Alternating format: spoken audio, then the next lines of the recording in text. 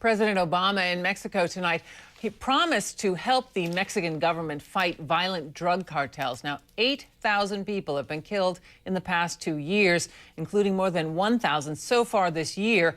The violence is spreading into this country from Mexican cities such as Juarez on our southern border. Carl Penholt has a report from Juarez.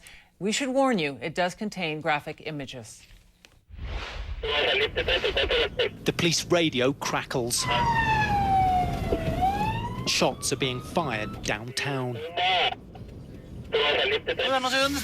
A city cop asks these transvestite prostitutes if they heard. 6 shots, they say, a few blocks away. It's midnight in Juarez, dubbed Mexico's most dangerous city. The gunmen seem to have faded away, so the patrol heads up into gangland, the hillside slums that ring Juarez. We're arresting gang members before they get together, because then there'll be killings, he says. Police say there are 1,000 gangs in the city. They go by names like the Skulls, the Sharks, the Aztecs, and the Artist Assassins. They peddle cocaine, crack, and heroin, and fight gun battles for turf. The gangs, too, have become a recruiting ground for narco-traffickers looking to hire hitmen. Organised crime recruits from these gangs. There's evidence they come and choose the most dangerous members, the captain says. Captain Pinedo and his men on the anti-gang patrol know the labyrinth of alleyways by heart. They pull suspected gang members out of vehicles, even sniffing their fingers to see if they've been using drugs. A lot of them don't have any ID, and they look like gangbangers, he says. For the last year, Juarez's best-selling newspaper has been filled with gory photos of drug war hits, as the Sinaloa cartel battles for the Juarez mob's trafficking routes. Bodies hanging from a bridge, other victims stuffed into cooking pots, another murdered and his face covered with a pig mask. Police say many of the victims have been young gang members recruited as cartel foot soldiers. We head back into a Juarez neighborhood, this time without the police, to try and discover why young men are being lured by the drug mobs. This small gang calls itself Below 13. None of its members seem to know why. The few who say they work earn less than $50 a week in assembly plants. The cartel war now raging, it offers a chance of quick money. Some of the gang members here have joined organised crime groups, and some are in prison because they were busted for selling drugs. This young man tells me he knows working for the cartels can mean a short life expectancy. Of course, it's easy money because you can earn serious cash, but it's dangerous too. Like they say, it's easy money until they kill you, he says. 1,600 people died in drug cartel killings last year in Juarez, but in this neighborhood, there's little sense the war will end.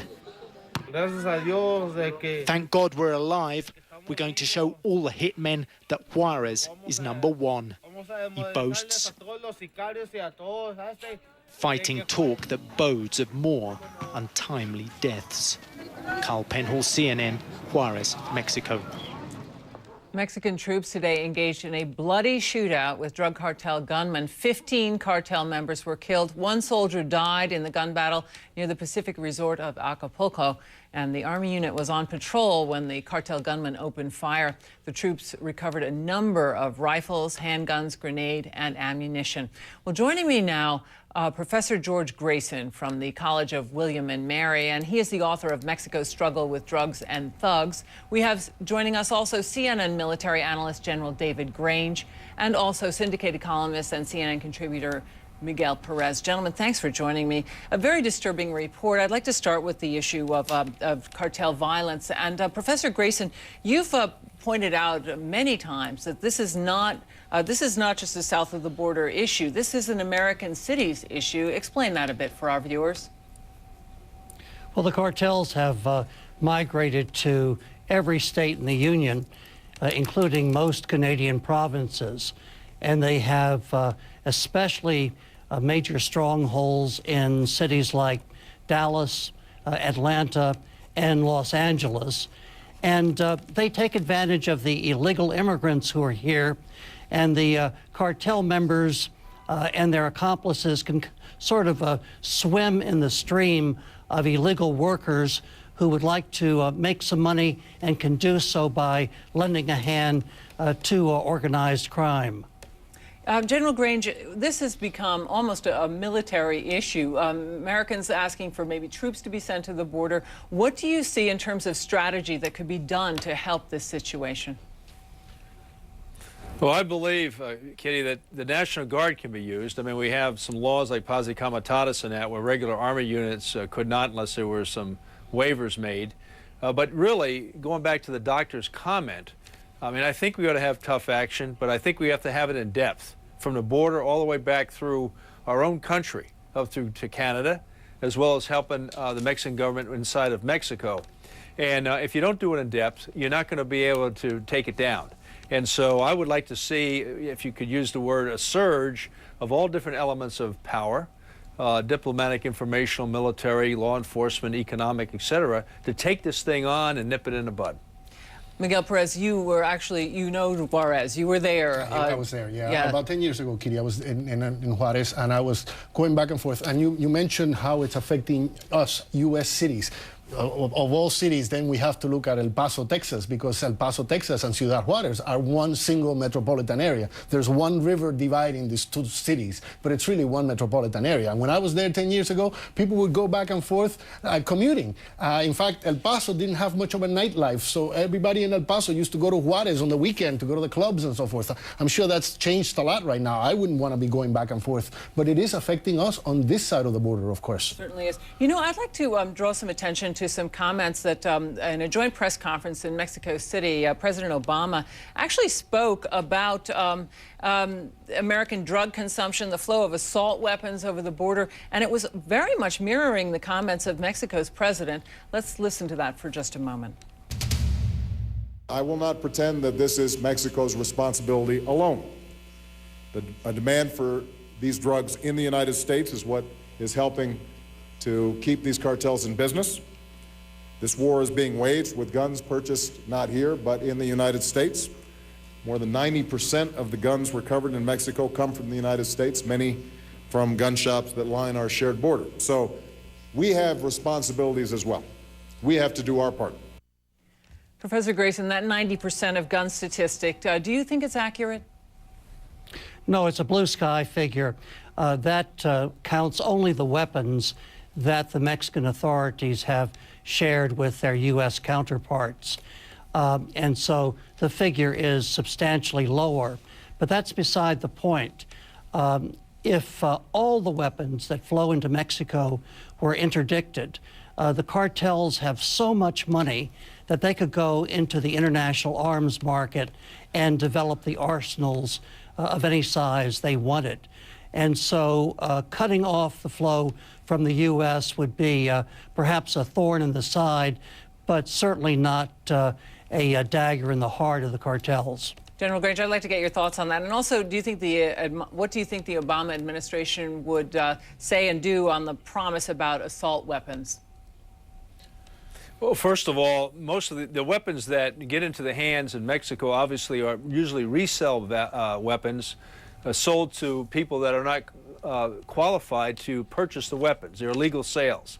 They're usually serial numbered, and that's why they can be traced. Like the doctor said, a lot of these weapons come from overseas. They come from China, Russia, other places. I mean, in gun sale events, they don't sell hand grenades and RPGs, as an example. Those are smuggled in. Assault weapons that meet the criteria at a semi-automatic type weapon is authorized, and I don't believe that that should be attacked. But I do think we should enforce the laws and hammer those that do sell guns illegally to people that are not qualified to purchase them. Miguel, look, we should enforce, we should help Mexico as much as we can, but, you know, I agree with the professor. those drug dealers can buy arms anywhere in the world.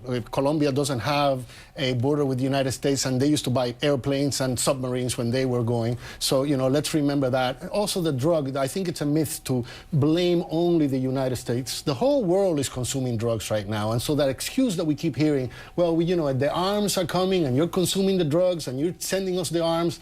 Enough is enough. It's a problem. We have to deal with it. And we're willing to help you, but stop blaming. The blame game has to stop. Yeah. I'd like to shift to one of our great characters, President Hugo Chavez. He seems to be dialing up the rhetoric as the summit will take place, the 5th Summit of the Americas, and President Obama will attend, and he'll greet a number of Latin American dignitaries. Let's listen to what President Chavez had to say. Obama is going to accuse me now of exporting terrorism. At the very least, you could say he is a poor, ignorant man. He should study, read a little bit, so he can learn what is the reality of what he is living, and the reality of Latin America, and the reality of the world. Now, President Obama making this trip into the region, one of his first as president. Strategically, we've somewhat let this languish. And where do we stand now, General Grange, in terms of a strategy and countering this kind of rhetoric from people like Chavez? Yeah, I think it's an important issue that we need to take up. This is our backyard, and in Central and South America, it's kind of been done on the cheap recently. I mean, we did a great job in Colombia. I hope we maintain the support of the Colombian government. They've taken tremendous strides and taken down cartels and taken back a lot of the country from the FARC, the insurgent force that's there. We need to pay attention to Central and South America and have a very proactive counterinsurgency, counter-communistic type policy. These people don't wish us the best, and they have a lot of things going on there tied to terrorist organizations. So we need to help our allies down to the best that we can. Professor Grayson, this is your area. Give us your thoughts on the new, potentially new change of events. Kitty, I think this is political tourism. It's a chance for the leaders of the hemisphere to grip and grin, to renew old acquaintances and to make new ones. It will give President Obama a chance to say that he's becoming familiar with a region that has been long neglected. But given the priorities of this administration, I think that Iraq, Afghanistan, and the Middle East will still remain much higher on the radar screen. We have to hold it right there. Thank you very much, gentlemen, for your insights on this. George Grayson, David Grange, and Miguel Perez, thank you. Coming up, there are thousands of foreclosed homes across the country. They are so vandalized, they can't be sold. Now, we'll have more on this unreported trend, what it means for you. Also, thousands of Americans protest high taxes, government spending. We'll assess the impact with South Carolina's governor next.